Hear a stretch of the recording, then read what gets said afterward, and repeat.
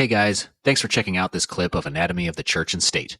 Be sure to catch the full episode on Rumble or ChristiansForLiberty.com. Links are in the show description. But another philosophy that's kind of rooted in this whole social justice thing, if you can give us, I know it's a complicated subject, but it's postmodernism. Can you give us a brief explanation of what postmodernism is, like for dummies, and tell us why it's anti-God? Yeah, postmodernism for dummies is the death of truth. If we're going to just bottom line it, it is the death of truth. So there's no objective truth out there. There's just truths with an S at the end. So you'll hear people say things like, my truth is, or, well, that's not my truth. In postmodernism, there's no such thing as an overarching story of reality. There's just stories. And no one is more right than the other. No one is more moral than the other. And no one is more true than the other. They're all expressions of people's personal experience and preferences. They don't actually, there's no such thing as absolute truth. And so, how is that anti-God? Well, God is the God of truth. The moment you deny the existence of truth, you're affirming it. So, it's like saying, my brother is an only child.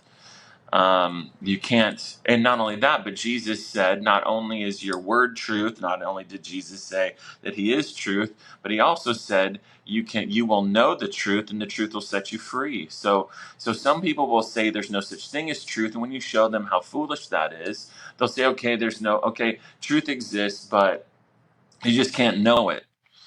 Well, number one, how do you know that? Right. Number two, Jesus said you can know the truth, and so either you're right and Jesus is wrong, or I'm going to go with Jesus is right and you're wrong. So so what it does with the death of truth then is it creates a world where everything is about power plays. So it is about advancing personal truth to the detriment of those who don't agree with you. And so it gets mixed into, so it's the foundation of what became critical theory, which is the philosophy behind the social justice movement at this point in history. Yeah, as Christians, we just absolutely cannot entertain the idea that there is no objective truth, because we know from reading pretty much any book in the Bible, we know that there is objective truth and it comes from God.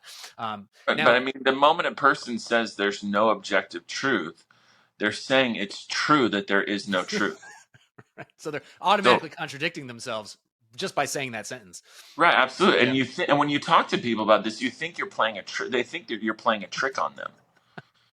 And so they'll be like, no. What I'm saying is that there's no truth outside of me doesn't exist. Okay, so what you're saying then is that there's nothing that's true outside of you. Yes. Okay, is that true? And I'm sure their brains scramble in front of your eyes. Well, yeah, and they think that you're playing a trick on them when really what you're doing is you're using logic. Logic is the straitjacket for people who reason insanely. Right. So I love that. I'm going to steal that. It is I stole it, I'm sure too. And so actually, I'm just remembering now that I did steal that from one of my professors in grad school. So yeah, it is it is the world that we live in right now, and it is evil is good, good is evil.